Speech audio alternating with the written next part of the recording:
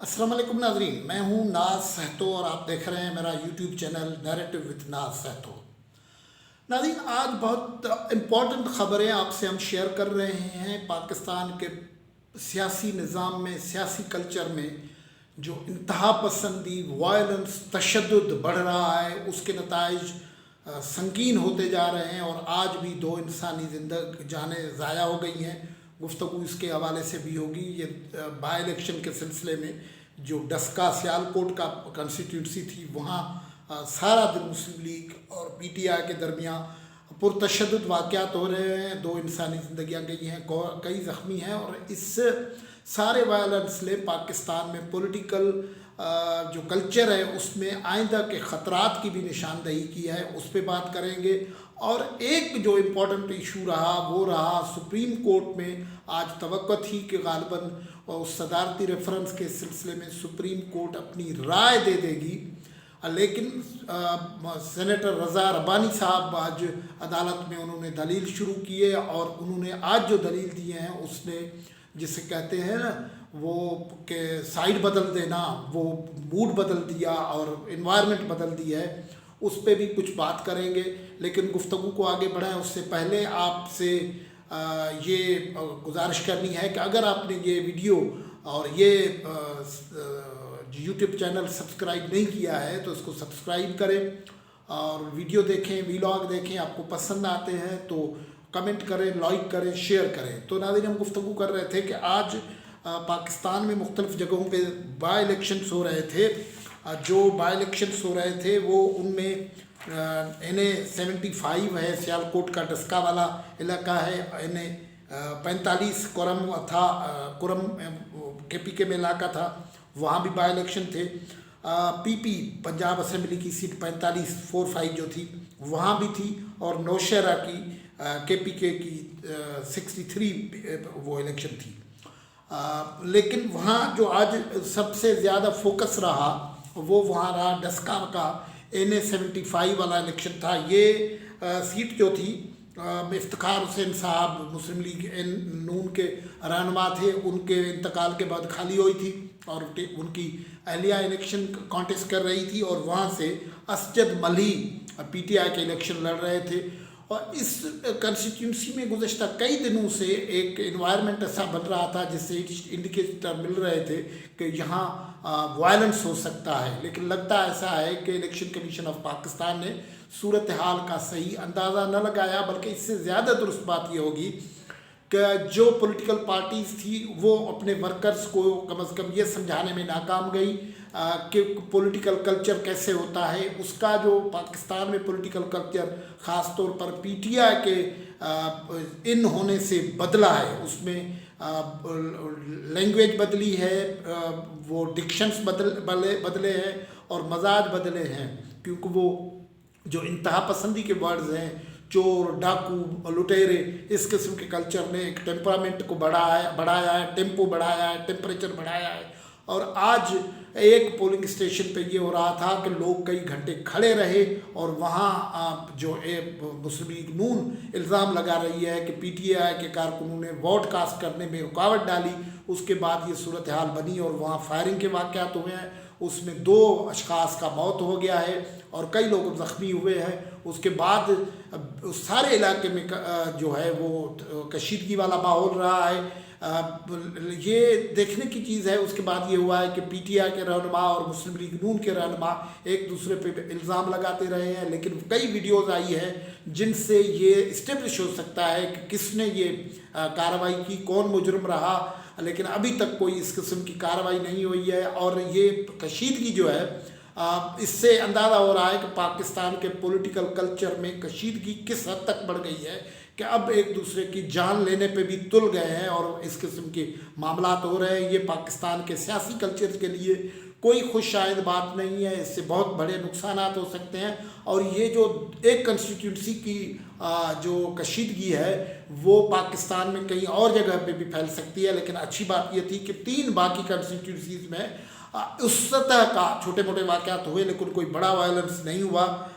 नौशहरा की कंस्टिट्यूंसी में भी नहीं हुआ, वज़ीराबाद में भी नहीं हुआ और कुरम में भी नहीं हुआ। आज जो मामला हुआ है वो किसी सूरत में भी नज़रअंदाज करने जैसा नहीं है। ये मुस्लिम लीग नून की क़यादत और पीटीआई की क़यादत, ख़ासतौर पर पीटीआई की क़यादत का, क्योंकि वो पावर में है, उनकी ये फ़र्ज़ बनता है कि वो इस सूरत हाल से निकलने की कोशिश करें।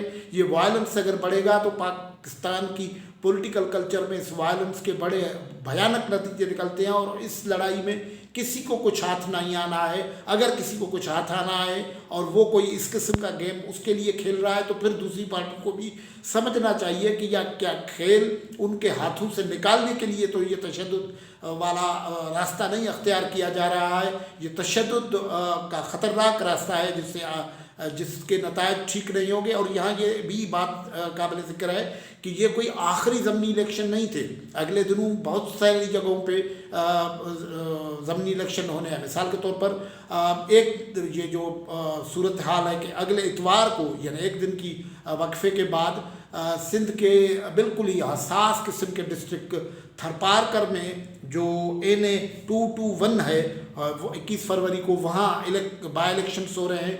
ये सीट जो है पीपल्स पार्टी के MNA पीर नूर मोहम्मद शाह जीलानी के इंतकाल की वजह से खाली हुई थी और अब वहाँ उनके बेटे सैयद पीर अमीर अली शाह जीलानी को टिकट दिया गया है और उनके मुकाबले में PTI के निज़ाम रामू हैं। ये कंस्टिट्यूंसी वही कंस्टिट्यूंसी है जहाँ से फॉरेन मिनिस्टर शाह महमूद कुरैशी 2013 में भी इलेक्शन लड़े हैं और 2018 में भी इलेक्शन लड़े हैं और अच्छे खासे वोट लेते रहते हैं। बल्कि बहरहाल यहाँ PTI हारती रही है लेकिन उसका बड़ा एक वोट बैंक मौजूद है। उनका पीर शाह महमूद कुरैशी साहब की जो जमायत है गौसिया जमायत वो उनके फॉलोअर्स हैं। फिर अक़लियती वोट मौजूद है जो उनसे मुंसलिक है। फिर GDA वो यहाँ उनका सपोर्ट करता है, अरबाब रहीम सपोर्ट करते हैं। ये अब देखने की बात होगी कि अगर अरबाब रहीम का जो उमरकोट वाले इलेक्शन में उन्होंने शाह महमूद कुरैशी के ऊपर जिसको कहते हैं शिकायत की थी कि उनकी हिमायत पूरी नहीं हुई है, देखते हैं क्या उनको वोट देते हैं। अगर कम वोट गुज़श्ता वोटों से कम वोट पड़ते हैं तो ये भी एक तजिया हो सकता है कि जो NTIPP अलायंस है इस इलाके में मौजूद उसमें क्या दरारें हैं। वो दरारें तो एक मामला हो गया, लेकिन आज हम गुफ्तगू कर रहे हैं कि ये पंजाब में जो वायलेंस हुआ है क्या ये वायलेंस कहीं सिंध तो मुंतकिल नहीं होगा, क्योंकि सिंध में पहले भी सिचुएशन काफ़ी कशीदा है। हलीम आदिल शेख जिस तरीके से बलीर के बाई इलेक्शन में उन्होंने जाके इंटरवेंशन किया था और कई वीडियोस आई हैं कि वो फायरिंग और इस किस्म के वाक़यात हो रहे थे। फिर उनकी इलेक्शन कमीशन के कहने पे उनकी कंस्टिट्यूंसी से एक्सपल्जन हुआ, उसके बाद उनको गिरफ़्तार किया गया। अब वो कहते हैं कि उनके कमरे से सांप निकल आया है, उसे मारने की कोशिश की गई है। तो ये कशीदगी पहले मौजूद है। जो सियालकोट में कशीदगी पैदा हुई है वो कहीं सिंध में तक ट्रांसफ़र नहीं हो जाएगी। ये एक एस्पेक्ट हो सकता है जिसको भी नज़र रखनी चाहिए। इसलिए पाकिस्तान के पॉलिटिकल कल्चर को, पॉलिटिकल टेम्परेचर को कूल डाउन करने की ज़रूरत है, वरना ये सूरत हाल संगीन भी हो सकती है। और एक जो सूरत हाल जो एक मौजू हम गुफ्तगू करना चाहते हैं वो है सुप्रीम कोर्ट में सदारती जो रेफरेंस है, उस रेफरेंस में आज सेनेटर रज़ा रब्बानी अपीयर हुए। रज़ा रब्बानी दो हैसियतों में अपीयर हुए, एक तो वो खुद पिटिशनर है, दूसरे पीपल्स पार्टी के कानूनी वकील के तौर पर वहाँ पेश हुए। और उन्होंने बुनियादी तौर पर जो इन्वायरमेंट बना था उस इन्वायरमेंट में अपना वर्जन डाल के उसको तब्दील करने की कोशिश की, क्योंकि जज साहबान जो है प्रोब करने के लिए भी जो सवालात करते हैं उनसे भी लोग कुछ तासुर लेते हैं, क्योंकि जो सवालात हो रहे थे वो उमूमन इस पैराइए में हो रहे थे जिनको रज़ा रब्बानी साहब ने भी कोट किया कि ये सेनेट के इलेक्शन जो हैं कॉन्स्टिट्यूट तरीके से हो सकते हैं, कॉन्स्टिट्यूशन के तरीके से हो सकते हैं, जो कॉन्स्टिट्यूशन का फुकरा 226 क्लियरली कहता है कि ये सीक्रेट बेल्ट के वसीले होने हैं। और ये भी उन्होंने कहा कि ये सेनेट जो है पॉलिटिकल जो मुतनासिब नुमाइंदगी की बात हो रही थी उसकी वजाहत उन्होंने की कि ये कोई मुतनासिब नुमाइंदगी सियासी पार्टियों की नहीं होती है। सेनेट बुनियादी तौर पर कि उनको ऐसे जैसी उनके वोट हैं उतनी सीटें दी जाएँ।